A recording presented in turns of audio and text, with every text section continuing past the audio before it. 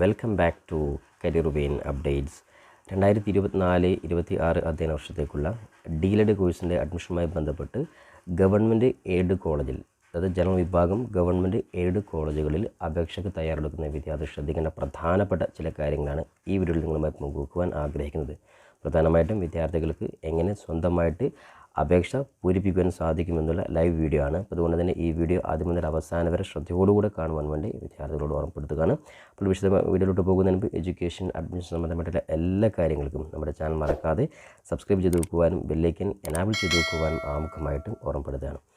അപ്പോൾ വീഡിയോട്ട് പോകുന്നതിന് മുമ്പ് ഡീലഡ് കോഴ്സുമായി ബന്ധപ്പെട്ട് വിദ്യാർത്ഥികൾക്കുള്ള നമ്മുടെ അപ്ഡേറ്റ്സുകൾ ഒന്നുകൂടി നിങ്ങൾക്ക് ലൈവായിട്ട് ലഭിക്കുവാൻ വേണ്ടി DLEDൻ്റെ സെപ്പറേറ്റ് ആയിട്ടുള്ള വാട്സപ്പ് ഗ്രൂപ്പ് ഓൾറെഡി ക്രിയേറ്റ് ചെയ്തിട്ടുണ്ട്. നേരത്തെ കരിയർ വേണ്ട ഏതെങ്കിലും ഒരു ഡീലഡ് കോഴ്സിൻ്റെ ഗ്രൂപ്പിൽ ഏഡായിട്ടുള്ള വിദ്യാർത്ഥികൾ ഒരിക്കലും ഗ്രൂപ്പിൽ ഏഡ് ചെയ്യരുത്. ഇനി ഇതുവരെയും ഗ്രൂപ്പിൽ ഏഡാവാത്ത വിദ്യാർത്ഥികൾക്ക് നമ്മുടെ ഡീലഡ് കോഴ്സുമായി ബന്ധപ്പെട്ടുള്ള പ്രധാനപ്പെട്ട അപ്ഡേറ്റ്സുകൾ, പ്രത്യേകിച്ച് നമ്മുടെ യൂട്യൂബിലേക്ക് അപ്ലോഡ് ചെയ്യുന്ന നോട്ടിഫിക്കേഷൻ കൂടാതെ മറ്റു പ്രധാനപ്പെട്ട എന്തെങ്കിലും അപ്ഡേറ്റ്സുകൾ ഉണ്ടെങ്കിൽ കാരണം പ്രത്യേകം ശ്രദ്ധിക്കുക, ഇത് ഓരോ ഡീലഡ് കോഴ്സും ജില്ലാ വൈസായിട്ടുള്ള ഡീലഡ് കോഴ്സാണ്. ജില്ലാ വൈസായിട്ടായിരിക്കും അതിൻ്റെ നോട്ടിഫിക്കേഷൻ ലഭിക്കുക. അതുകൊണ്ട് തന്നെ പരമാവധി വിദ്യാർത്ഥികൾക്കുള്ള നോട്ടിഫിക്കേഷൻ നമ്മുടെ ഈ ഒരു വാട്സപ്പ് ഗ്രൂപ്പിലൂടെ അപ്ഡേറ്റ് ചെയ്യാനും കൂടി ശ്രമിക്കുന്നതായിരിക്കും. അതുകൊണ്ട് നിലവിൽ ഇല്ലാത്തവർ മാത്രം വാട്സപ്പ് ഗ്രൂപ്പിൽ ജോയിൻ ചെയ്യുക. അപ്പോൾ നമ്മുടെ വാട്സപ്പ് ഗ്രൂപ്പിന് ലിങ്ക് താഴെ കൊടുത്തിട്ടുണ്ട്. അതിൽ ഏതെങ്കിലും ഒരു ഗ്രൂപ്പിൽ ഓൾറെഡി ഉള്ളവർ ഒരിക്കലും ചെയ്യരുത്. അതുകൊണ്ട് കൃത്യമായിട്ട് ഓർമ്മപ്പെടുത്തുകയാണ്. ഇല്ലാത്തവർ മാത്രം ഗ്രൂപ്പിൽ ഏഡ് ചെയ്യാൻ വേണ്ടി ഓർമ്മപ്പെടുത്തുകയാണ്. ഏഡ് ചെയ്തവരെ ഓട്ടോമാറ്റിക് നമ്മുടെ കമ്മ്യൂണിറ്റിയിലേക്ക് ഏഡ് ചെയ്യപ്പെടുകയും ചെയ്യുന്നതായിരിക്കും. ഓക്കെ, ഇനി നമുക്ക് അപേക്ഷയുമായി ബന്ധപ്പെട്ടുള്ള കാര്യത്തിലോട്ട് പോകാം. അപ്പോൾ ഒന്നാമതായിട്ട് ഗവൺമെൻറ് എയ്ഡഡ് കോളേജിലേക്കുള്ള അപേക്ഷയുമായി ബന്ധപ്പെട്ടുള്ള കാര്യങ്ങളാണ്. ഇപ്പോൾ ഇവിടെ ശ്രദ്ധിക്കേണ്ട കാര്യം, ഓരോ അപേക്ഷയുമായി ബന്ധപ്പെട്ടുള്ള ആപ്ലിക്കേഷൻ ഫോം നമ്മുടെ ഡിസ്ക്രിപ്ഷൻ ബോക്സിൽ കൊടുത്തിട്ടുണ്ട്. ആ ഫോം നിങ്ങൾ ഡൗൺലോഡ് ചെയ്തിട്ടാണ് അപേക്ഷ നിങ്ങൾ കൊടുക്കേണ്ടത്. അതിന് മുന്നോടിയായിട്ട് നമുക്ക് പ്രധാനപ്പെട്ട ഗവൺമെൻറ് എയ്ഡഡ് കോളേജിലോട്ടുള്ള അപേക്ഷയുമായി ബന്ധപ്പെട്ടുള്ള നിർദ്ദേശങ്ങൾ നമ്മൾ നോക്കാം. അതായത് നേരത്തെ പറഞ്ഞതുപോലെ തന്നെ LP UPയിലേക്ക് ആവശ്യമായിട്ടുള്ള അടിസ്ഥാന യോഗ്യതയാണ് ഡീലഡ് കോഴ്സ് എന്ന് പറയുന്നത്. വിദ്യാർത്ഥികൾക്ക് മിനിമം 50% മാർക്ക് പ്ലസ് ടുവിൽ ലഭിച്ച എല്ലാ വിദ്യാർത്ഥികൾക്കും അപേക്ഷ കൊടുക്കുവാൻ സാധിക്കുന്നതാണ്. അതായത് പ്ലസ് ടു നോർമലായിട്ടുള്ള Kerala higher secondary exam board അല്ലെങ്കിൽ കേരള ഗവൺമെൻറ് ഹയർ സെക്കൻഡറി തത്തുല്യമായിട്ടുള്ള ഏതെങ്കിലും ഒരു പ്ലസ് ടു, അത് ഏകദേശം അത് NIOS ഉൾപ്പെടെയുള്ളതൊക്കെ ഇതിൽ പ്ലസ് ടുവിന് തുല്യമാണ്. പിന്നെ അതേപോലെ BA അഫ്ദൽ ഉലമ കഴിഞ്ഞാൽ നമ്മൾ നേരത്തെ പറഞ്ഞതുപോലെ അത് പ്ലസ് ടു ഹ്യൂമാനിറ്റീസിന് തുല്യമായിരിക്കും.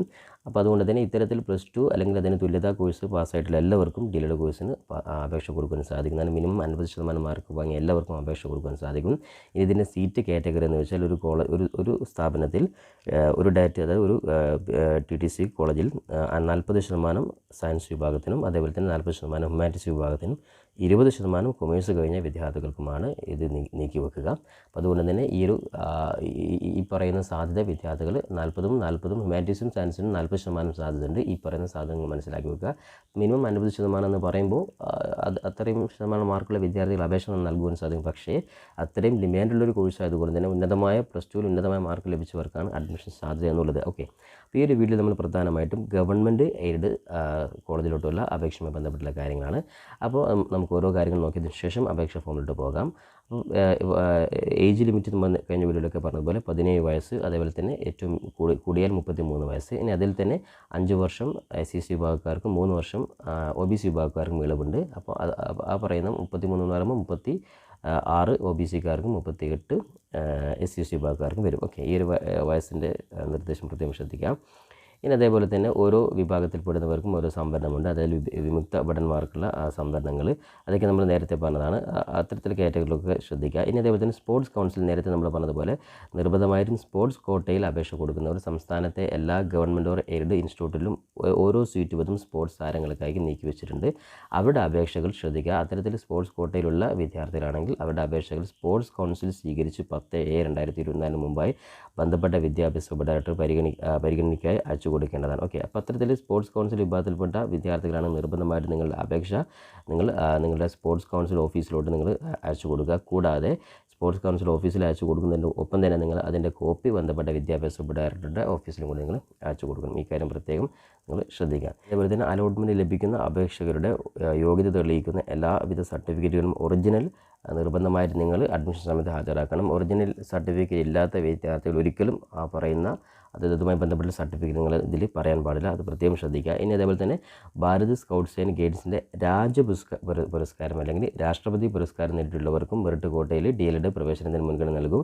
ശ്രദ്ധിക്കുക, ഭാരത് സ്കൗട്ട്സ് ആൻഡ് ഗൈഡ്സിൻ്റെ പുരസ്കാരം അല്ലെങ്കിൽ രാഷ്ട്രപതി പുരസ്കാരം ലഭിച്ചവർ മാത്രമാണ് ഈ പറഞ്ഞ സംവരണം ലഭിക്കുകയുള്ളൂ. ഇനി അതുപോലെ NSSൻ്റെ നാഷണൽ ക്യാമ്പിലോ അല്ലെങ്കിൽ റിപ്പബ്ലിക് ദിന ക്യാമ്പിലോ പങ്കെടുത്തുള്ളവർക്ക് NSS വോളണ്ടിയർമാർക്ക് ഈ പറയുന്ന സംവരണം, അതായത് ബോണസ് മാർക്ക് ലഭിക്കും. ശ്രദ്ധിക്കുക, ഇപ്പോൾ ഒരുപാട് വിദ്യാർത്ഥി ചോദിക്കും NSS എങ്ങനെയാണ്, അതായത് ഭാരത് സ്കൗട്ട്സിൻ്റെ പുരസ്കാരം അല്ലെങ്കിൽ രാഷ്ട്രപതി പുരസ്കാരം ലഭിച്ചവർ മാത്രമാണ് ഈ ആനുകൂല്യം ലഭിക്കുള്ളൂ.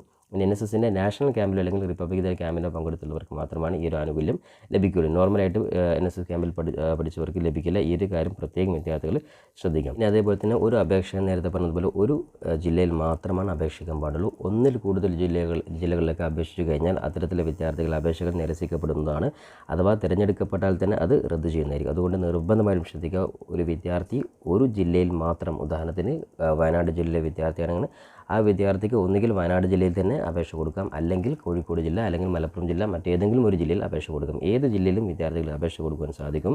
അതായത് നമ്മൾ നേരത്തെ ലാംഗ്വേജ് വിഭാഗം അപേക്ഷ നിങ്ങളെല്ലാം അയക്കേണ്ടത് തിരുവനന്തപുരം ഡയറക്ടർ ഓഫീസിലായിരുന്നു. എന്നാൽ ഈ പറയുന്ന ജനറൽ വിഭാഗം അപേക്ഷ നിങ്ങൾ ഈ പറയുന്ന അപേക്ഷാ ഫോം ഫില്ല് ചെയ്തതിന് ശേഷം നിങ്ങൾ ഏത് ജില്ലയിലാണോ ആ ജില്ലയിലെ വിദ്യാഭ്യാസ ഉപഡയറക്ടറുടെ അഡ്രസ്സിലേക്കാണ് നിങ്ങൾ അയച്ചു കൊടുക്കുന്നത്. ഈ കാര്യം പ്രത്യേകം വിദ്യാർത്ഥികൾ ശ്രദ്ധിക്കാം. ഇനി അതേപോലെ തന്നെ നേരത്തെ നമ്മൾ കഴിഞ്ഞ വീഡിയോയിൽ പറഞ്ഞ പോലെ ന്യൂനപക്ഷ സമുദായ വിഭാഗം നടത്തുന്ന TTIകളിൽ 50% സീറ്റുകൾ അവിടെ പൊതു മെറിറ്റ് അടിസ്ഥാനത്തിലും ബാക്കി വരുന്ന 50% സീറ്റുകൾ ന്യൂനപക്ഷ സമുദായത്തെ വിഭാഗത്തിൽപ്പെട്ട യോഗ്യത അടിസ്ഥാനത്തിലേക്ക് പ്രവേശനം നൽകുക. അതുമായി ബന്ധപ്പെട്ട് സെപ്പറേറ്റ് അപേക്ഷ കൊടുക്കാൻ നമ്മൾ നേരത്തെ കഴിഞ്ഞ വീഡിയോയിൽ പറഞ്ഞിരുന്നു. അത് മൈനോറിറ്റി കോളേജിൽ നമ്മൾ നേരത്തെ കഴിഞ്ഞ വീഡിയോയിൽ പറഞ്ഞിട്ടുണ്ട്. അതുമായി ബന്ധപ്പെട്ട് ആ മൈനോറിറ്റിയിൽ പെടുന്ന വിദ്യാർത്ഥികൾ കോളേജിലും സെപ്പറേറ്റ് അപേക്ഷ കൊടുക്കുക. എല്ലാ വിദ്യാർത്ഥികളും എവിടെ സ്പോർട്സ് കൗൺസിലാണെങ്കിലും ഇനി മൈനോറിറ്റിയിലാണെങ്കിലും നിർബന്ധമായിട്ട് നിങ്ങൾ അപേക്ഷ അതത് വിദ്യാഭ്യാസ ഉപഡയറക്ടർ കൂടി നിങ്ങൾ അതിൻ്റെ കോപ്പി നിങ്ങൾ നിർബന്ധമായിട്ടും അയച്ചു കൊടുക്കണം. ഈ കാര്യം പ്രത്യേകം ശ്രദ്ധിക്കാൻ. അപ്പോൾ ഇത്രയും കാര്യങ്ങൾ അപേക്ഷയുമായി ബന്ധപ്പെട്ട് കോമൺ ആയിട്ട് നമ്മൾ ശ്രദ്ധിക്കേണ്ട കാര്യം. ഇനി അപേക്ഷയുടെ ലാസ്റ്റ് ഡേറ്റ് സമർപ്പിക്കുന്ന അവസാന ഡേറ്റ് നമ്മൾ നേരത്തെ പറഞ്ഞു 18/7/2024. അപ്പോൾ വിദ്യാർത്ഥികളൊന്നും തിരക്ക് പിടിച്ച് ആരും അപേക്ഷ കൊടുത്ത് തെറ്റിക്കേണ്ട ആവശ്യമൊന്നുമില്ല. 18/7 അപേക്ഷ നിങ്ങൾ അവിടെ എത്തിക്കേണ്ടത്. അത് ഓഫ്ലൈനായിട്ടാണ് എത്തിക്കേണ്ടത്. ഇക്കാര്യം ശ്രദ്ധിക്കാം. ഇനി അപേക്ഷിക്കേണ്ട വിധം നമുക്ക് നോക്കാം. അതായത് ഒന്നാമതായിട്ട് ശ്രദ്ധിക്കുക, ഗവൺമെൻറ് എയ്ഡ് അപേക്ഷ കൊടുക്കുന്നതിന് മുമ്പ് നിർബന്ധമായിട്ട് നിങ്ങൾ 5 രൂപയുടെ കോഡ് ഫീസ് സ്റ്റാമ്പ് നിങ്ങൾ ഒട്ടിച്ചിരിക്കണം. ഇനി അല്ലെങ്കിൽ ഇവിടെ അക്കൗണ്ടിൽ നിങ്ങൾ 5 രൂപയുടെ ട്രഷറിൽ അടച്ച ചലാൻ റെസീറ്റ് അപേക്ഷയുടെ കൂടെ ഹാജരാക്കണം. അപ്പോൾ അതുകൊണ്ട് തന്നെ ഒരുപാട് വിദ്യാർത്ഥികൾ ഈ കോഡ് ഫീസ് സ്റ്റാമ്പ് എങ്ങനെയാണെന്നുള്ള സംശയം വരും. ഞാൻ നേരത്തെ കഴിഞ്ഞ വീഡിയോയിൽ പറഞ്ഞിരുന്നു. അപ്പോൾ കോഡ് ഫീസ് സ്റ്റാമ്പ് നിങ്ങൾ ബന്ധപ്പെട്ട സ്റ്റേഷനിൽ പോയിട്ട് എടുത്താൽ മതി. ഇനി ഈ കോഡ് ഫീസ് സ്റ്റാമ്പ് അങ്ങനെ കിട്ടാത്തവർക്ക് വളരെ എളുപ്പത്തിൽ നിങ്ങൾക്ക് ഞാൻ കഴിഞ്ഞ വീഡിയോയിൽ കൃത്യമായിട്ട് പറഞ്ഞിരുന്നു. അതായത് എങ്ങനെയാണ് ഈ ട്രഷറി വഴി ചലാൻ അടക്കുക എന്നുള്ളത്. അതേ രീതിയിൽ നിങ്ങൾക്ക് ഞാൻ കഴിഞ്ഞ വീഡിയോയിൽ പറഞ്ഞതുപോലെ തന്നെ അതിൽ ഈ ഹെഡിങ് 0202 01 102 97 01. അപ്പോൾ ഈ ഹെഡിങ്ങിൽ തന്നെ അതായത് അതർ റെസിപ്റ്റ് നിങ്ങൾക്ക് കഴിഞ്ഞ വീഡിയോ ഞാൻ ഇതേ രീതിയിൽ ചെയ്തിട്ടുണ്ട്. ആ വീഡിയോ ഒന്നുകൂടി അതിൻ്റെ ലിങ്ക് ഞാനിവിടെ കൊടുക്കാം. ആ ലിങ്കിൽ നിങ്ങൾ കൃത്യമായിട്ട് ക്ലിക്ക് ചെയ്ത് കഴിഞ്ഞാൽ നിങ്ങൾക്ക് സ്വന്തമായിട്ട് തന്നെ ഈ 5 രൂപയുടെ കോഡ് ഫീസ് സ്റ്റാമ്പിന് പകരം നിങ്ങൾക്ക് എന്ത് ചെയ്യാം, ഈ ട്രഷറി പോയിട്ട് ചലാൻ എടുക്കാം. അങ്ങനെ ആ ചലാൻ നിങ്ങൾ ഫോണിൽ തന്നെ ചെയ്യുകയാണെങ്കിൽ അതിൻ്റെ PDF എടുത്തിട്ട് അതിൻ്റെ പ്രിൻ്റ് ഔട്ട് നിങ്ങൾ ഇതിൻ്റെ കൂടെ വെച്ചാലും മതി. ഓക്കെ. ഇനി അല്ലെങ്കിൽ അതിൻ്റെ ആവശ്യമില്ല. നിങ്ങൾ ജസ്റ്റ് നിങ്ങളുടെ തൊട്ടടുത്തുള്ള നിങ്ങൾ ടൗണിൽ പോയി കഴിഞ്ഞാൽ നിങ്ങൾക്ക് അവിടെ ഒരു കോഡ് ഫീസ് സ്റ്റാമ്പ് പറഞ്ഞാൽ സ്റ്റേഷനറി പോലുള്ള സ്ഥലത്തൊക്കെ പറഞ്ഞാൽ നിങ്ങൾക്ക് അവിടെ ലഭിക്കും. അതുപോലെ 5 രൂപയുടെ കോഡ് ഫീസ് സ്റ്റാമ്പ് വാങ്ങി അതിൽ ഒട്ടിക്കുക. ഇനി അത് പറ്റാത്തവരാണ് ഈ പറയുന്ന ഓൺലൈനായിട്ട് നിങ്ങൾ 5 രൂപയുടെ റെസിപ്റ്റ് അതർ റെസിപ്റ്റ് പോയി നിങ്ങൾക്ക് ചലൻ അടക്കാം. അതിൻ്റെ വീഡിയോ ഞാൻ കൊടുത്തിട്ട് അതേ രീതിയിൽ നിങ്ങൾ 5 രൂപ നേരത്തെ നമ്മൾ ലാംഗ്വേജ് ഇപ്പം 10 രൂപയായിരുന്നു, എന്നാൽ ഇവിടെ 5 രൂപയാണ് എടുക്കേണ്ടത്. ആ കാര്യം ഒന്നുകൂടി നിങ്ങൾ ജസ്റ്റ് ശ്രദ്ധിക്കുക. അതായത് അക്കൗണ്ട് ആയിട്ട് 5 രൂപ ട്രഷറിൽ അടുത്ത് ചലാൻ റെസിപ്റ്റ് അപേക്ഷയോട് കൂടെ ഹാജരാക്കണം. ഓക്കെ. SC/ST വിഭാഗക്കാർക്ക് ആവശ്യമില്ല. അപ്പോൾ അതുകൊണ്ട് കോഡ് ഫീസ് സ്റ്റാമ്പ് അല്ലെങ്കിൽ ചലാൻ നിങ്ങൾ നിർബന്ധമായിട്ട് ഇതിന് കൂടെ നമുക്ക് അപേക്ഷ ഫോം ഫില്ല് ചെയ്യുന്നതിന് മുമ്പ് ആവശ്യമാണ്. ഓക്കെ. ഇനി അതേപോലെ തന്നെ അപേക്ഷാ ഫോമിലോട്ട് പോകുന്നതിന് മുമ്പ് വിദ്യാർത്ഥികൾ എല്ലാ സർട്ടിഫിക്കറ്റും നിങ്ങളുടെ കൈവശം ഒറിജിനൽ ഉണ്ട് എന്ന് നിങ്ങൾ നിർബന്ധമായിട്ട് നിങ്ങൾ ഉറപ്പ് വരുത്തിയിരിക്കണം. കാരണം അപേക്ഷയുമായി ബന്ധപ്പെട്ട് നിങ്ങളുടെ സർട്ടിഫിക്കറ്റ് നിങ്ങളുടെ കൈവശം ഇല്ല എങ്കിൽ ഒരുപക്ഷെ നിങ്ങൾ അഡ്മിഷൻ അത് ബാധിക്കുന്നതായിരിക്കും. അഡ്മിഷൻ തന്നെ അത് ക്യാൻസൽ ആയിപ്പോകും. ഓക്കെ. ഇത്രയും കാര്യങ്ങളാണ് ഇനി നമുക്ക് പൊതുവായിട്ടുള്ള നിർദ്ദേശങ്ങൾ. ഇനി നമുക്ക് അപേക്ഷാ ഫോമിലോട്ട് പോകാം. അതിനായിട്ട് അപേക്ഷാ ഫോം നമ്മൾ ജസ്റ്റ് ക്ലിക്ക് ചെയ്യുന്നു. അപേക്ഷാ ഫോമിൻ്റെ ലിങ്ക് ഞാൻ ഡിസ്ക്രിപ്ഷൻ ബോക്സിൽ കൊടുത്തിട്ടുണ്ട്. അവിടെ നിങ്ങൾ ക്ലിക്ക് ചെയ്ത് കഴിഞ്ഞാൽ ഡയറക്റ്റ് നിങ്ങൾക്ക് ഈ അപേക്ഷാ ഫോം ലഭിക്കുന്നതായിരിക്കും. ഈ പറയുന്ന 3 പേജ് മാത്രം നിങ്ങൾ ജസ്റ്റ് പ്രിൻ്റ് എടുത്താൽ മതി. ഓക്കെ. അപ്പോൾ നമുക്ക് ഈ ഒരു പ്രിൻ്റ് അതായത് ശ്രദ്ധിക്കേണ്ട കാര്യം, ചില വിദ്യാർത്ഥികൾ ഞാൻ തൊട്ടടുത്ത വീഡിയോയിൽ സെൽഫ് ഫിനാൻസിൻ്റെ വീഡിയോ ചെയ്യും. അപ്പോൾ സെൽഫ് ഫിനാൻസ് വീഡിയോ ചെയ്യുന്ന സമയത്ത് രണ്ടും മിസ്റ്റേക്ക് വരുത്തരുത്. കാരണം ഇവിടെ നിങ്ങൾ ഏറ്റവും ഹെഡിങ് നോക്കുക, അതായത് ഗവൺമെൻറ് എയ്ഡ് ആണ് നിങ്ങൾക്ക് കാണാൻ സാധിക്കും. അപ്പോൾ ഈ ഒരു ഗവൺമെൻറ് എയ്ഡ് ഫോം തന്നെയാണ് നിങ്ങൾ ഉറപ്പ് വരുത്തേണ്ടതാണ്. ഓക്കെ. അപ്പോൾ അതിൽ നമുക്ക് അപേക്ഷാ ഫോം ഫില്ല് ചെയ്യുന്ന കാര്യങ്ങൾ ഓരോന്നായിട്ട് നമുക്ക് നോക്കാം. അപ്പോൾ ഈ ഒരു ഫോം നിർബന്ധമായിട്ടും എല്ലാ വിദ്യാർത്ഥികളും പ്രിൻ്റ് എടുത്ത് വെക്കുക. അതിനുശേഷം ഒന്നാമതായിട്ട് പ്രവേശനം നേടുവാൻ ആഗ്രഹിക്കുന്ന റവന്യൂ ജില്ല. അപ്പോൾ അതായത് നിങ്ങൾ ഏത് ജില്ലയാണോ അപേക്ഷ കൊടുക്കുവാൻ ആഗ്രഹിക്കുന്നത് ആ ജില്ല, അതായത് നിങ്ങളുടെ സ്വന്തം ജില്ലയിൽ തന്നെ അപേക്ഷ കൊടുക്കണമെന്ന് യാതൊരു നിർബന്ധമില്ല. ഏത് ജില്ലയിൽ വേണമെങ്കിൽ നിങ്ങൾക്ക് അപേക്ഷ കൊടുക്കാൻ സാധിക്കും. ഇവിടെ എല്ലാം നിങ്ങൾ മലയാളത്തിലായതുകൊണ്ട് തന്നെ മലയാളത്തിൽ തന്നെ നിങ്ങൾ എഴുതി കൊടുത്താൽ മതി. അതുകൊണ്ട് തന്നെ പരമാവധി ലാംഗ്വേജ് മലയാളത്തിൽ തന്നെ എഴുതലാണ് ഏറ്റവും ബെറ്റർ. ഇനി മലയാളം എഴുതാൻ ബുദ്ധിമുട്ടുള്ള ആണെങ്കിൽ നിങ്ങൾക്ക് വേണമെങ്കിൽ ഇംഗ്ലീഷും കൂടി നിങ്ങൾക്ക് എഴുതാൻ സാധിക്കണം. ഓക്കെ, അപ്പോൾ പരമാവധി മലയാളത്തിൽ തന്നെ എഴുതുക. അപ്പോൾ രണ്ടാമതായിട്ട് അപേക്ഷകൻ്റെ പൂർണ്ണമായ പേരും മേൽവിലാസവും ഇവിടെ മലയാളത്തിലും ഇംഗ്ലീഷും നിങ്ങൾ എഴുതി കൊടുക്കണം. ഈ പറയുന്ന കോളത്തിൽ തന്നെ നിങ്ങൾ എഴുതി കൊടുത്താൽ മതി. ചില വിദ്യാർത്ഥികൾ ഇവിടെ സ്ഥലമില്ല, എന്ത് ചെയ്യും? അതായത് നിങ്ങൾ ഈ പറയുന്ന സ്പേസിൽ നിങ്ങൾ ഒതുക്കിയിട്ട് നിങ്ങൾ എന്താക്കുക, എഴുതി കൊടുക്കുക. അപ്പോൾ ഇവിടെ നിങ്ങളുടെ പൂർണ്ണമായ പേരും മേൽവിലാസവും നിങ്ങൾ മലയാളത്തിൽ എഴുതി കൊടുക്കുക. അതേപോലെ തന്നെ ഇംഗ്ലീഷ് നിങ്ങൾ ഇവിടെ ചെറുതായിട്ട് നിങ്ങൾ എഴുതി കൊടുക്കുക. ഇനി നിങ്ങൾ ഈ പറയുന്ന ആ കോളത്തിൻ്റെ എഴുതിയ കോളത്തിൻ്റെ അടുത്ത് വന്നാലൊന്നും യാതൊരു പ്രശ്നമൊന്നുമില്ല. അവിടെ എഴുതാൻ പറ്റുമോ, ഇവിടെ എഴുതാൻ പറ്റുമോ, അങ്ങനെയൊന്നുമില്ല. നിങ്ങൾ അഡ്രസ്സ് നിങ്ങൾ ഇതിൽ കൃത്യമായിട്ട് നിങ്ങൾ എഴുതി കൊടുത്താൽ മതി. ഓക്കെ, ഇനി അതിൽ തന്നെ ഇമെയിൽ ഐ ഡി എഴുതി കൊടുക്കുക, ആധാർ നമ്പർ എഴുതി കൊടുക്കുക, മൊബൈൽ നമ്പർ എഴുതി കൊടുക്കുക. അപ്പോൾ മൊബൈൽ നമ്പർ നിർബന്ധമായിട്ടും ഇപ്പോൾ ഉപയോഗിക്കുന്ന മൊബൈൽ നമ്പർ തന്നെ നിങ്ങൾ കൊടുക്കുക. ആധാർ നമ്പർ തെറ്റാതെ നിങ്ങൾ എഴുതി കൊടുക്കുക. ഇനി ഡേറ്റ് ഓഫ് ബർത്ത് ഇവിടെ കൃത്യമായിട്ട് എഴുതി കൊടുക്കുക. 1/7/2024 നിങ്ങൾക്ക് പൂർത്തിയാകുന്ന വയസ്സ് എത്രയാണ്? ഉദാഹരണത്തിന് 18 18, 28 28 ആ രീതി നിങ്ങൾ എഴുതി കൊടുക്കുക. ഇനി നിങ്ങളുടെ ആൺ പെൺ പിന്നെ അല്ലെങ്കിൽ ഏതാണോ ആൺകുട്ടിയാണോ പെൺകുട്ടിയാണോ നിങ്ങൾ ജസ്റ്റ് ഇവിടെ ടൈപ്പ് എഴുതി കൊടുക്കുക. ജാതി മതം, നിങ്ങളുടെ ജാതി ഏതാണ്, നിങ്ങളുടെ മതം ഏതാണ്? ഓക്കെ, അത് നിങ്ങൾ കൃത്യമായിട്ട് SLC ബുക്കിൽ അതേ രീതി നിങ്ങൾ എഴുതി കൊടുക്കുക. ഇനി അപേക്ഷകൻ പട്ടികജാതി പട്ടികവർഗം അല്ലെങ്കിൽ OBC വിഭാഗത്തിൽപ്പെട്ടതാണോ? അപ്പോൾ നിങ്ങൾ ഇത്തരത്തിൽ ഏതെങ്കിലും വിഭാഗത്തിൽപ്പെട്ടവരാണെങ്കിൽ നിങ്ങൾ OBC ആണ് OBC എഴുതി കൊടുക്കുക, പട്ടികവർഗം പട്ടികവർഗം കൂടി എഴുതി കൊടുക്കുക. നിർബന്ധമായിട്ടും സ്വയം സാക്ഷ്യപ്പെടുത്തിയ സർട്ടിഫിക്കറ്റ് സമർപ്പിക്കണം. അതായത് OBC വിഭാഗക്കാരാണെങ്കിൽ നോൺ ക്രിമിനൽ സർട്ടിഫിക്കറ്റ് നിർബന്ധമായിട്ട് നിങ്ങൾ സ്വന്തമായിട്ട് പേര് എഴുതി നേരത്തെ പറഞ്ഞ പോലെ നിങ്ങൾ ഒപ്പിട്ട് ഇതിൻ്റെ കൂടെ അറ്റാച്ച് ചെയ്യണം. ഇനി SC/ST വിഭാഗക്കാരൻ അവരുടെ കാസ്റ്റ് സർട്ടിഫിക്കറ്റ് നിർബന്ധമായിട്ടും ഇതിൻ്റെ കൂടെ അറ്റാച്ച് ചെയ്തിരിക്കുന്നു. ഇനി ഇതിൽ ഒന്നും പെടാത്തവരാണെങ്കിൽ മലയാളത്തിൽ ബാധകമല്ല എന്നാണ് എഴുതേണ്ടത്. ഇതിലേതെങ്കിലും ആവശ്യമില്ലാത്തവരാണ് ബാധകമല്ല എന്ന് നിർബന്ധമായിട്ടും എഴുതിയിരിക്കണം.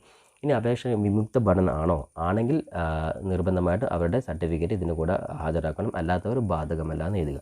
ഇനി അപേക്ഷകൻ സർവീസിലിരിക്കുന്ന ജവാൻ്റെ ഭാര്യ മകനാണോ ആണെങ്കിൽ ജസ്റ്റ് ആണെന്ന് എഴുതുക, അതേ എഴുതുക. അതിനുശേഷം നിർബന്ധവൻ അവിടെയും സ്വയം സാക്ഷ്യപ്പെടുത്തിയ സർട്ടിഫിക്കറ്റ് ഒറിജിനൽ അതായത് ഇതിൻ്റെ അപേക്ഷയുടെ കൂടെ കോപ്പി ഹാജരാക്കണം. അതേപോലെ പിന്നെ അഡ്മിഷൻ ലഭിച്ചു കഴിഞ്ഞാൽ ഒറിജിനൽ നിങ്ങൾ ഹാജരാക്കിയിരിക്കണം. ഓക്കെ, അപ്പോൾ ഇവിടെ അല്ലാത്തവർ ബാധകമല്ല എന്ന് ശ്രദ്ധിക്കേണ്ട കാര്യം അപേക്ഷയുടെ കൂടെ എല്ലാ സർട്ടിഫിക്കറ്റിലും കോപ്പി മാത്രമാണ്.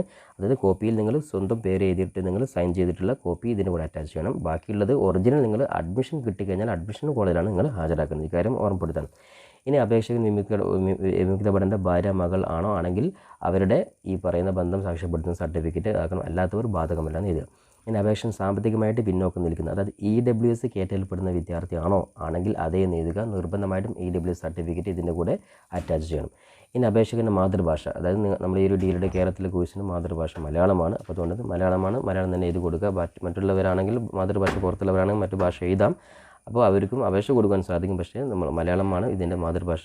എല്ലാ വിദ്യാർത്ഥികൾക്കും മലയാള ഭാഷ നിർബന്ധമായിട്ടും വായിക്കാനും എഴുതാനും അറിഞ്ഞിരിക്കണം.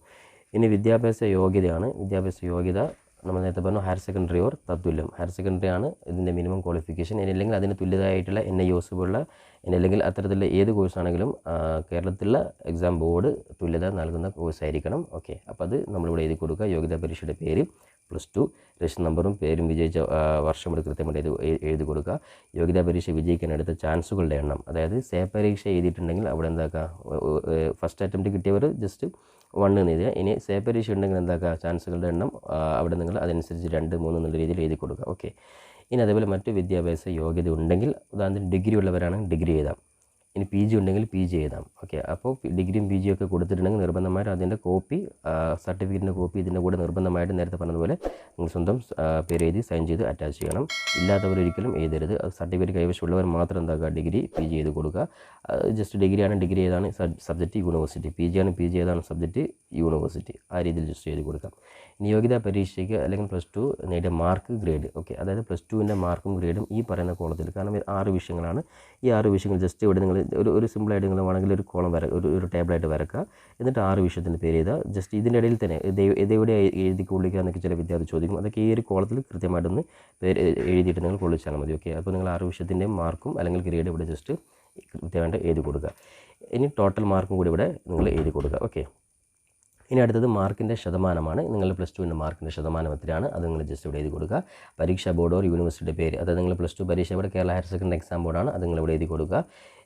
ഇനി യൂണിവേഴ്സിറ്റി, അതായത് സ്വാഭാവികമായിട്ട് നമ്മൾ +2 ആണ് ഇതിൻ്റെ കൂടെ വെക്കേണ്ടത്. യൂണിവേഴ്സിറ്റി നമ്മൾ നേരത്തെ ഡീറ്റെയിൽസ് കൊടുത്തിട്ടുണ്ട്. ഓക്കെ, ഇനി അപേക്ഷകന് ഭിന്നശേഷിക്കാരനാണോ നിർബന്ധമായിട്ടും മെഡിക്കൽ ബോർഡ് സർട്ടിഫിക്കറ്റിൻ്റെ പകർപ്പ് സ്വയം സാക്ഷ്യപ്പെടുത്തി ഹാജരാക്കണം. അപ്പോൾ ഭിന്നശേഷിക്കാരാണ് അതേന്ന് പറയാം, അല്ലാത്തവർ ബാധകമല്ല എന്ന് പറയാം. സർട്ടിഫിക്കറ്റ് ഉണ്ടെങ്കിൽ മാത്രമാണ് ഭിന്നശേഷിക്കാർ അതേ കൊടുക്കാവൂ. ഇനി അതേപോലെ തന്നെ അപേക്ഷകൻ NCC കേഡറ്റ് ആണോ, അതായത് NCC കേഡറ്റ് ആണെങ്കിൽ മാത്രം അതേ പറയാം. നിർബന്ധമായിട്ടും NCCയുടെ സർട്ടിഫിക്കറ്റ് വിദ്യാർത്ഥിയുടെ കൈവശം ഉണ്ടായിരിക്കണം. ആ പറയുന്ന സർട്ടിഫിക്കറ്റ് നിങ്ങൾ ഇതിൻ്റെ കൂടെ അറ്റാച്ച് ചെയ്തിരിക്കണം. ഇനി അതേപോലെ അതിനുശേഷം അപേക്ഷകൻ കലാകായിക മത്സരങ്ങളിൽ പ്രാഗൽഭ്യം തെളിയിച്ചിട്ടുണ്ടെങ്കിൽ അതിൻ്റെ പേരും രേഖപ്പെടുത്തുക. നിർബന്ധമായും സ്വയം സാക്ഷ്യപ്പെടുത്തിയ പകർപ്പ് അതായത് സർട്ടിഫിക്കറ്റ് ഇതിൻ്റെ കൂടെ അറ്റാച്ച് ചെയ്യണം. അതായത് ദേശീയ തലത്തിലോ അല്ലെങ്കിൽ സംസ്ഥാന തലത്തിലോ അല്ലെങ്കിൽ ജില്ലാ തലത്തിലോ അല്ലെങ്കിൽ ഉപജില്ലാ തലത്തിലോ, അതായത് സ്പോർട്സ് അല്ലെങ്കിൽ ആർട്സ് ഏതെങ്കിലും വിഭാഗത്തിൽ നിങ്ങൾക്ക് സർട്ടിഫിക്കറ്റ് ലഭിച്ച സ്ഥാനം ലഭിച്ചവരാണെങ്കിൽ നിങ്ങൾക്ക് ഇവിടെ ടിക്ക് ചെയ്യാം. അതിൻ്റെ സർട്ടിഫിക്കറ്റ് ഉപജില്ലാ തലത്തിലാണെങ്കിലും അതിൻ്റെ സർട്ടിഫിക്കറ്റ് നിങ്ങൾ ഇതിൻ്റെ കൂടെ കോപ്പി വെക്കണം. അതേപോലെ അഡ്മിഷൻ സമയത്ത് ഒറിജിനൽ നിങ്ങൾ കാണിച്ചു കൊടുക്കണം. ഓക്കെ, അപ്പോൾ ഇത് പ്രത്യേകം ശ്രദ്ധിക്കുക. ഏത് ജില്ലാ തലത്തിലാണെങ്കിലും സബ് ജില്ലാ തലത്തിലാണെങ്കിലും ഇതിൻ്റെ ആനുകൂല്യം നിങ്ങൾക്ക് ലഭിക്കുന്നതായിരിക്കും.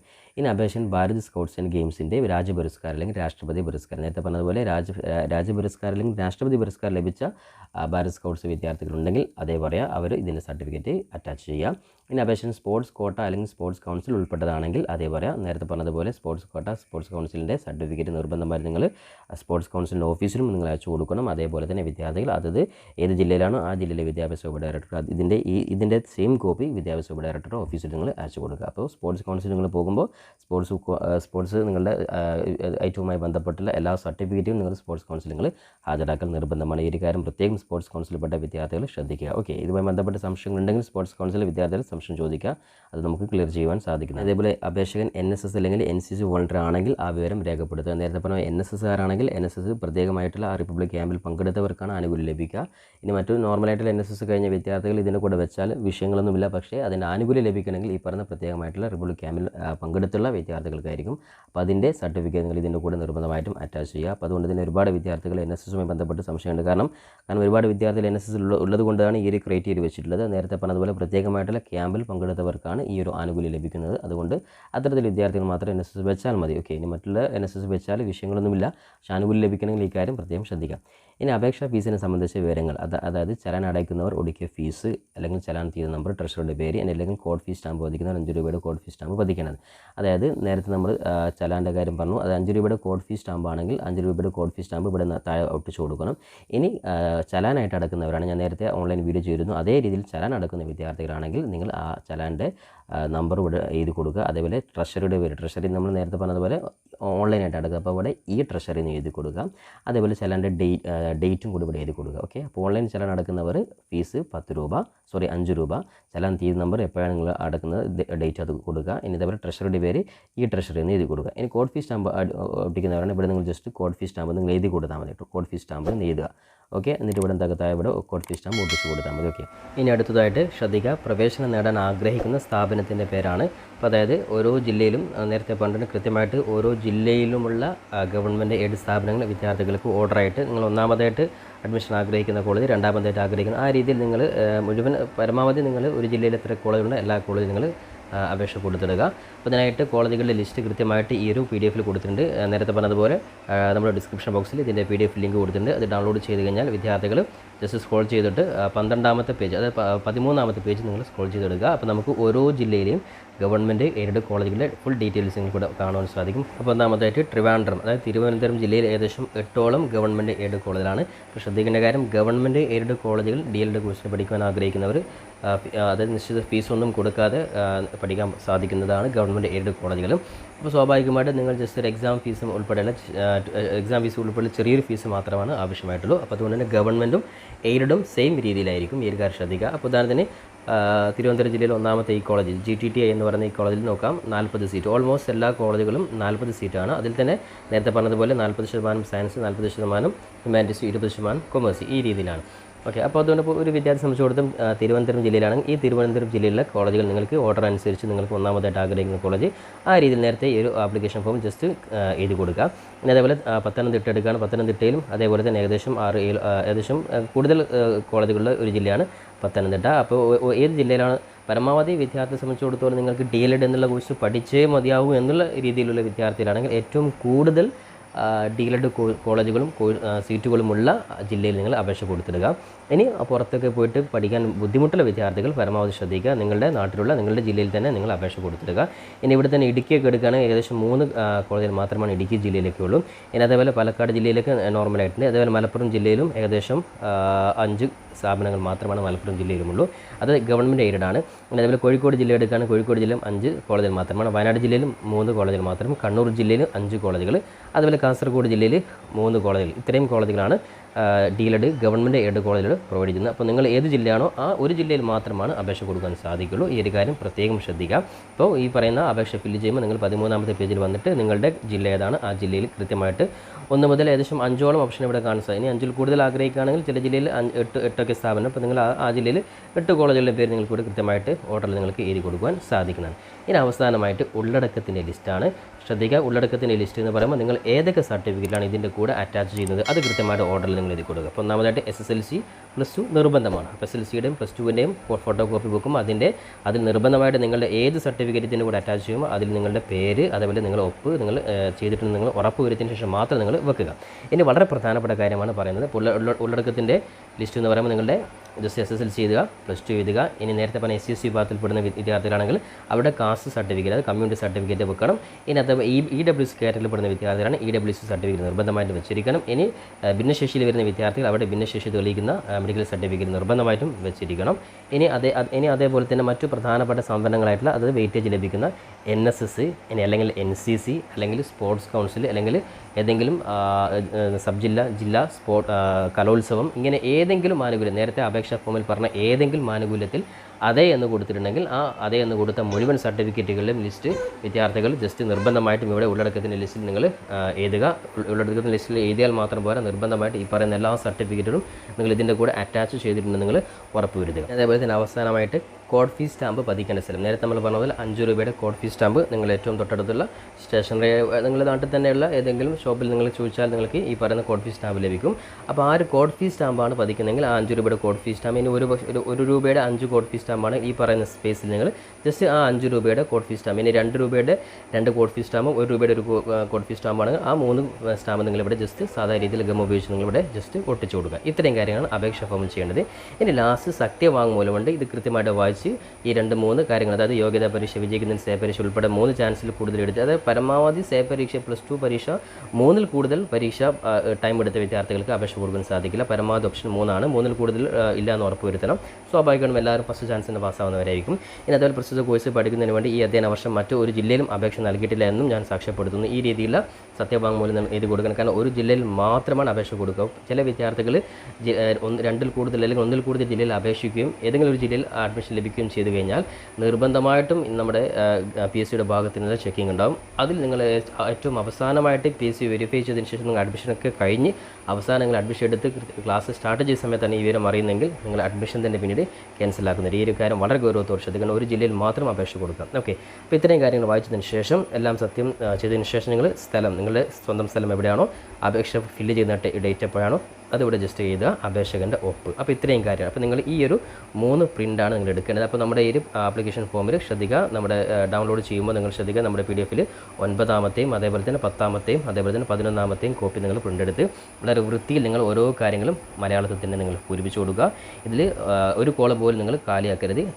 കാലിയായിട്ടുള്ള കോളങ്ങളൊക്കെ നിങ്ങൾ ബാധകമല്ലാന്ന് എഴുതി ഞാൻ ഈ പറഞ്ഞ പോലെ 3 ഫോം ഒന്നാമതായിട്ട് വെക്കുക. ഇനി അതേപോലെ കോഡ് ഫീസ് സ്റ്റാമ്പ് കിട്ടാത്തവർക്ക് വേണ്ടിയിട്ട് ഞാൻ നേരത്തെ കൃത്യമായിട്ട് ഈ ട്രഷറി വഴി എങ്ങനെ ചലാൻ അടക്കാൻ സാധിക്കുമെന്നുള്ള ഈ വീഡിയോ ലാംഗ്വേജ് വിഭാഗത്തിന് ചെയ്തിരുന്നു. അതേ രീതിയിൽ തന്നെയാണ് നിങ്ങൾ കോഡ് ഫീ ലഭിക്കാത്ത വിദ്യാർത്ഥികൾ ചലാൻ അടക്കേണ്ടത്. അതുമായി ബന്ധപ്പെട്ടുള്ള വീഡിയോയുടെ ലിങ്ക് ഞാൻ ഒരിക്കൽ കൂടി നമ്മുടെ ഡിസ്ക്രിപ്ഷൻ ബോക്സിൽ കൊടുത്തിട്ടുണ്ട്. അത് ക്ലിക്ക് ചെയ്ത്, അതായത് കോഡ് ഫീ ഉപയോഗിക്കാതെ സ്വന്തമായിട്ട് ചലാൻ 5 രൂപയുടെ അടച്ച് അതിൻ്റെ പ്രിൻ്റ് ഔട്ട് ഈ കോഡ് ഫീ സ്റ്റാമ്പിന് പകരം ഉപയോഗിച്ചാൽ മതി. അങ്ങനെ ആകുമ്പോൾ നിങ്ങൾ ഫീസ് അടച്ചതിൻ്റെ ട്രഷറി ഈ ട്രഷറിയിൽ നിന്ന് കൊടുക്കുക. നേരത്തെ പറഞ്ഞതുപോലെ അതിൻ്റെ ഡേറ്റും അതിൻ്റെ ചലാൻ നമ്പറും മാത്രം അവിടെ എഴുതി കൊടുത്താൽ മതി. കാരണം ചില വിദ്യാർത്ഥികൾ കോഡ് ഫീ കിട്ടാത്തവരുണ്ട്. അത് സ്വന്തമായിട്ട് നിങ്ങൾ വീട്ടിൽ തന്നെ അപേക്ഷ കൊടുത്ത് പ്രിൻ്റ് ഔട്ട് നിങ്ങൾ പുറത്ത് പോയി എടുത്തിട്ട് ഇതിൻ്റെ കൂടെ അറ്റാച്ച് ചെയ്താൽ മതിയാവുന്നതാണ്. ഓക്കെ, അപ്പോൾ ഇനി ഇതിൻ്റെ കൂടെ ഈ പറയുന്ന 3 ഫോം അതിൻ്റെ തൊട്ടതായ നിങ്ങളുടെ ഈ ചലാൻ അടക്കുകയാണെങ്കിൽ ചലാൻ്റെ കോപ്പി. ഇനി കോഡ് ഫീ അടക്കുന്നവർ അതിൻ്റെ ആവശ്യമില്ല. ഓക്കെ, പിന്നെ അതേപോലെ തന്നെ SSLC അതേപോലെ തന്നെ +2 എല്ലാത്തിൻ്റെയും കോപ്പി നിങ്ങൾ നിർബന്ധമായിട്ടും സെൽഫ് അറ്റസ്റ്റ് ചെയ്യുക. അതായത് നിങ്ങൾ പേരും അതേപോലെ സൈൻ ചെയ്യുക. അതേപോലെ തന്നെ നിങ്ങൾ സംവരണത്തിൻ്റെ ഏകദേശം നിങ്ങൾ ഈ പറയുന്ന ഉള്ളടക്കത്തിൽ കൊടുത്ത മുഴുവൻ സർട്ടിഫിക്കറ്റും ഓരോന്നും ഓർഡറായിട്ട് വെച്ച് മൊത്തം എല്ലാം കൂടി പിൻ ചെയ്തതിന് ശേഷം ഒരു വലിയ കവർ വാങ്ങിയിട്ട് ആ കവറിൽ നിങ്ങൾ ഫ്രം നിങ്ങളുടെ പേര് എഴുതുക, കവറിൻ്റെ പുറത്ത് ഫ്രം എഴുതുക, ടു നിങ്ങൾ ഏത് ജില്ലയിലാണ് നിങ്ങൾ അപേക്ഷ കൊടുക്കുന്നത് ആ ജില്ലയിലെ വിദ്യാഭ്യാസ വകുപ്പ് ഡയറക്ടറുടെ അഡ്രസ്സിലാണ് നിങ്ങൾ അയച്ചു കൊടുക്കേണ്ടത്. അതിൻ്റെ അഡ്രസ്സ് ഏറ്റവും താഴെ നിങ്ങൾ ഇതിൽ ഈ ഒരു PDF സ്ക്രോൾ ചെയ്ത് കഴിഞ്ഞാൽ 17ാമത്തെ പേജിൽ നിങ്ങൾ കാണാൻ സാധിക്കും. ഉദാഹരണത്തിന് എല്ലാ ജില്ലകളിലും അഡ്രസ്സ് ഇവിടെ കൊടുത്തിട്ടുണ്ട്. ഉദാഹരണത്തിന് നിങ്ങൾ കൊല്ലം ജില്ലയിൽ അപേക്ഷ കൊടുക്കുന്ന വിദ്യാർത്ഥികളാണെങ്കിൽ 2ാമത്തെ ഓപ്ഷൻ ഇതേ അഡ്രസ്സ് നിങ്ങൾ ഫ്രം എഴുതി ടു അഡ്രസ്സ് ഇത് കൊടുക്കുക. കവറിൻ്റെ പുറത്ത് വിദ്യാഭ്യാസ ഉപഡയറക്ടർ ഓഫീസ്, തേവള്ളി പോസ്റ്റ്, കൊല്ലം 691009 ഫോൺ. ഈ രീതിയിൽ കൃത്യമായിട്ട്, കാരണം മേൽവിലാസം ഏതും തെറ്റുപോരുത്. അപ്പോൾ നിങ്ങൾ ഏതാണോ ജില്ല ആ ജില്ലയിൽ എല്ലാ ജില്ലയിലും 14 ജില്ലയിലും വിദ്യാഭ്യാസ ഉപഡയറക്ടർ അഡ്രസ്സ് ഇവിടെ ഉണ്ട്. ഈ രീതിയിൽ കൃത്യമായിട്ട് ഈ അഡ്രസ്സ് നിങ്ങളുടെ കവറിൻ്റെ പുറത്ത് എഴുതിയിട്ട് കൃത്യമായിട്ട് എല്ലാ സർട്ടിഫിക്കറ്റും ഒന്നുകൂടി നിങ്ങൾ വെരിഫൈ ചെയ്യുക. എല്ലാം റെഡിയാണെന്ന് ഒന്നുകൂടി വെരിഫൈ ചെയ്തതിന് ശേഷം നിങ്ങളുടെ തൊട്ടടുത്തുള്ള പോസ്റ്റ് ഓഫീസിൽ പോയിട്ട് നിങ്ങൾ ഈ പറയുന്ന പരമാവധി നിങ്ങൾ നോർമൽ പോസ്റ്റിന് വരെ ഒരു സ്പീഡ് പോസ്റ്റ് ആയിരിക്കും ബെറ്റർ. കാരണം മറ്റു സാധാരണ രീതിയിൽ തപാൽ അയക്കുമ്പോൾ ഒരുപക്ഷെ സമയമെടുത്ത് കൃത്യമായിട്ട് എത്തിയിട്ടില്ല എങ്കിൽ അതിലൊരു കൺഫ്യൂഷൻ ഇല്ലാതിരിക്കാൻ വേണ്ടി വിദ്യാർത്ഥികളൊക്കെ പരമാവധി ഈ പറയുന്നൊരു സ്പീഡ് പോസ്റ്റ് തന്നെ നിങ്ങൾ അല്ലെങ്കിൽ രജിസ്റ്റേർഡ് പോസ്റ്റ് പോലുള്ള സംവിധാനം തന്നെ നിങ്ങൾ ഉപയോഗപ്പെടുത്തുക. അപ്പോൾ ഇതിൻ്റെ ലാസ്റ്റ് ഡേറ്റ് നമ്മൾ നേരത്തെ പറഞ്ഞതുപോലെ വിദ്യാർത്ഥികൾ 18/7/2024 അപേക്ഷ എത്തുന്ന രീതിയിൽ നിങ്ങൾ എല്ലാ വിദ്യാർത്ഥികളും കൊടുത്തിടുക. അപ്പോൾ ഇന്ന് ഡേറ്റ് 3, അപ്പോൾ ഇനിയും 2 ആഴ്ചയുടെ മുകളിൽ സമയമുണ്ട്. അതുകൊണ്ട് ഇനിയും ഇതുമായി ബന്ധപ്പെട്ട് എന്തെങ്കിലും സംശയങ്ങളൊക്കെ ഉണ്ടെങ്കിൽ എല്ലാം ക്ലിയർ ചെയ്തതിന് ശേഷം മാത്രം നിങ്ങൾ അയച്ചാൽ മതി. കാരണം തിരക്ക് പിടിച്ച് അപേക്ഷ കൊടുത്ത് പല വിദ്യാർത്ഥികളും പിന്നീട് എഡിറ്റ് ഓപ്ഷൻസ് ഉണ്ടോ ഇത് കൊടുക്കാൻ വിട്ടുപോയി, അത് അറ്റാച്ച് ചെയ്യാൻ വിട്ടുപോയി, ഇങ്ങനെ ഒരുപാട് പ്രശ്നങ്ങൾ വരാറുണ്ട്. അതിനൊന്നും നിങ്ങളാരും നിൽക്കരുത്. കാരണം അങ്ങനെയൊക്കെ വന്നു കഴിഞ്ഞാൽ പിന്നീട് വളരെ റിസ്ക്കാണ്. കാരണം മറ്റുള്ള ഓൺലൈൻ അപേക്ഷ അല്ലാത്തത് കൊണ്ട് തന്നെ ഓഫ്ലൈനിൽ എഡിറ്റ് ചെയ്യുക എന്നുള്ളത് വളരെ റിസ്ക് ആയിട്ടുള്ള കാര്യം തന്നെയാണ്. അതുകൊണ്ട് എല്ലാ വിദ്യാർത്ഥികളും കൃത്യമായിട്ട് ഈ പറയുന്ന അപേക്ഷ ഫോം വളരെ കൃത്യമായിട്ട് ശ്രദ്ധയോടുകൂടി പൂരിപ്പിക്കുക. അതിന് വേണ്ടിയിട്ടാണ് ഇത്രയും ഡീറ്റെയിൽ ആയിട്ടുള്ള ഒരു വീഡിയോ വിദ്യാർത്ഥികൾക്ക് വേണ്ടി ചെയ്തിട്ടുള്ളത്. അപ്പോൾ എല്ലാ വിദ്യാർത്ഥികളും വളരെ ശ്രദ്ധയോടുകൂടെ ഗവൺമെൻറ് എയ്ഡ് കോളേജിലേക്ക് ഡീലഡ് കോഴ്സിന് ഇപ്പോൾ അപേക്ഷ കൊടുത്തിരിക്കാം. തൊട്ടടുത്ത വീഡിയോയിൽ വിദ്യാർത്ഥികൾക്ക് വേണ്ടി സെൽഫ് ഫിനാൻസ് കോളേജിലോട്ട് എങ്ങനെയാണ് ഡീലഡ് കോഴ്സിന് അപേക്ഷ കൊടുക്കുന്നത് ഡീറ്റെയിൽ ആയിട്ടുള്ള ഒരു വീഡിയോ ചെയ്യുന്നതായിരിക്കും. എല്ലാ വിദ്യാർത്ഥികളും ഗവൺമെൻറ്റും എയ്ഡും കൂടാതെ സെൽഫ് ഫിനാൻസിലും സെപ്പറേറ്റ് അപേക്ഷ കൊടുത്തിടുക. കാരണം അത്രയും ഡിമാൻഡ് ആയതുകൊണ്ട് തന്നെ ഗവൺമെൻറ് എയ്ഡ് മാത്രം കൊടുത്തിട്ടത് എല്ലാ വിദ്യാർത്ഥികളും സെൽഫ് ഫിനാൻസ് കൂടി കൊടുത്തിടുക. അപ്പോൾ സെൽഫ് ഫിനാൻസിൻ്റെ ഡീറ്റെയിൽ ആയിട്ടുള്ള വീഡിയോ തൊട്ടടുത്ത വീഡിയോ നിങ്ങൾക്ക് വേണ്ടി അപ്ഡേറ്റ് ചെയ്യുന്നതായിരിക്കും. അതുകൊണ്ട് നമ്മുടെ ചാനൽ ഇതുവരെയും ആരെങ്കിലും സബ്സ്ക്രൈബ് ചെയ്യാൻ ബാക്കിയുണ്ടെങ്കിൽ നിർബന്ധമായിട്ടും സബ്സ്ക്രൈബ് ചെയ്യുന്നതോടൊപ്പം ബെല്ലേക്ക് നിർബന്ധമായിട്ട് നിങ്ങൾ എനാബിൾ ചെയ്ത് ഫോളോ ചെയ്യുക. കാരണം നമ്മുടെ നോട്ടിഫിക്കേഷൻ കൃത്യമായിട്ട് ലഭിക്കാൻ വേണ്ടി ബെല്ലേക്കൻ കൂടി നിങ്ങൾ എനാബിൾ ചെയ്ത് ഉറപ്പുവരുത്തുക. പരമാവധി ഇത്തരത്തിൽ വീഡിയോകൾ നിങ്ങളുടെ സുഹൃത്തുക്കൾ കൂടി ഷെയർ ചെയ്ത് കൊടുക്കുക. അപ്പോൾ ഡീലഡ് കോഴ്സുമായി ബന്ധപ്പെട്ടുള്ള ഓരോ ഘട്ടവും, അതായത് അപേക്ഷ കഴിഞ്ഞതിന് ശേഷമുള്ള അലോട്ട്മെൻറ്റ് ഘട്ടങ്ങൾ ഉൾപ്പെടെ അഡ്മിഷൻ ലഭിക്കുന്നവരെല്ലാം മുഴുവൻ അപ്ഡേറ്റ് നിങ്ങൾ ഈ ചാനൽ അറിയിക്കുന്നതായിരിക്കും. അപ്പോൾ നമുക്ക് തൊട്ടടുത്ത വീഡിയോയിൽ മറ്റൊരു അപ്ഡേറ്റുമായി വീണ്ടും കണ്ടുമുട്ടാം. അതുവരെയും തൽക്കാലം it's me Savad. Thank you for watching this video.